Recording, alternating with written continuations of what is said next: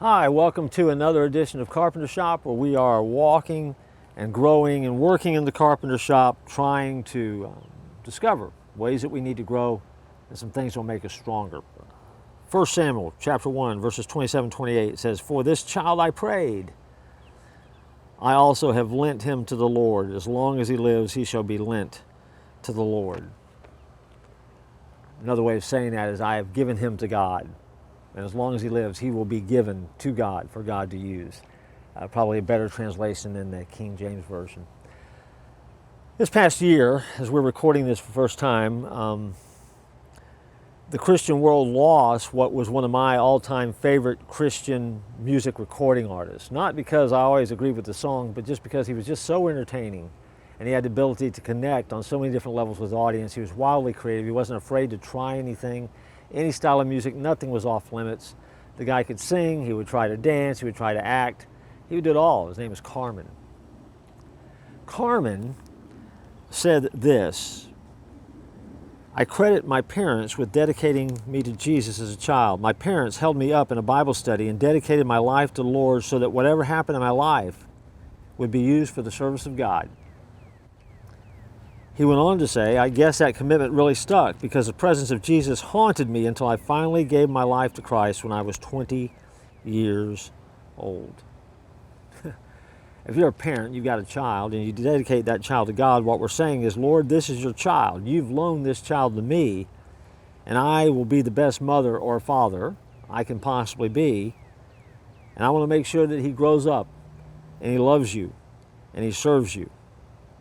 And when you do that, what you're doing is you're accepting the child as a gift, but you're also dedicating that child to God and making a declaration that you're going to do your best to raise them in a way that honors God.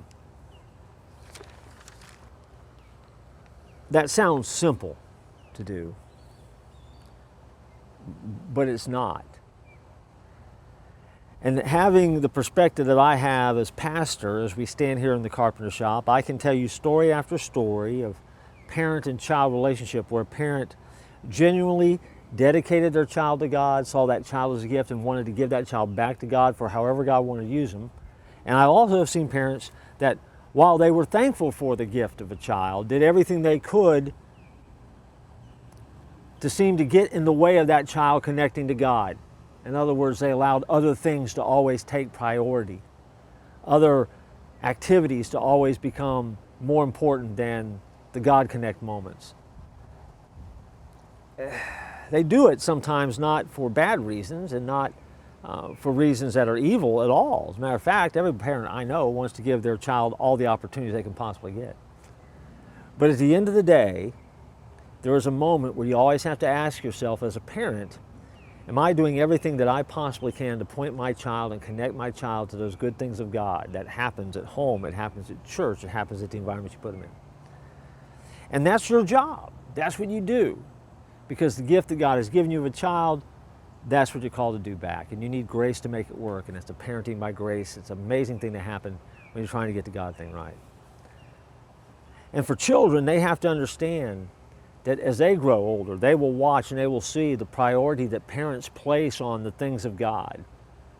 What really drives mom and dad. And they'll also put into practice that phrase that you've heard so many times, that so much more is caught than taught. They tend to pick it up. And so there is something that is very amazing to see, but also exciting to see as people try to raise their families in a way that honor God.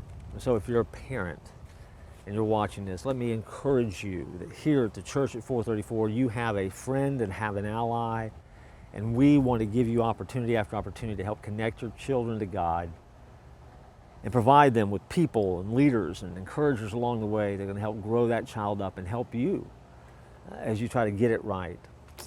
If you're a child that's watching, a child that is getting to see this because mom and dad have decided they want you to watch this, and they think that Pastor Jeff can at least, entertain you for 5 minutes.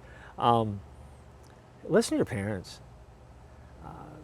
They don't always know what they're doing exactly, but they're doing the best they possibly can, and they love God. And as a result, they're looking to God to be the model. And guess what? Your parents are the parents that God chose for you.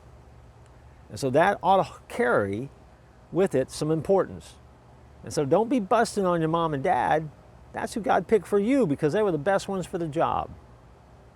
If you can remember that, you'll discover that you're a lot better kid. And the Bible also says, honor your father and mother so your days are long on this earth. So there's something in it for you if you get it right. But all in all, there is something that the Bible teaches us about how we do families, how we do relationships. And at the heart of it all is a desire to make sure that our focus is on God. And when we do that, it doesn't mean that everything's always going to go well. It doesn't mean that everything's always going to be perfect. It doesn't mean there's not going to be tough spots. There will be. All those things will happen. But it also means that you're in the best possible position for success. And that's what you want to be. And so be successful. Make sure that you see this gift of life and the gift of relationship that we have with each other as a gift from God. And then live your life accordingly, and He'll bless it. I promise you He will. I look forward to joining you again next time here in the Carpenter Shop.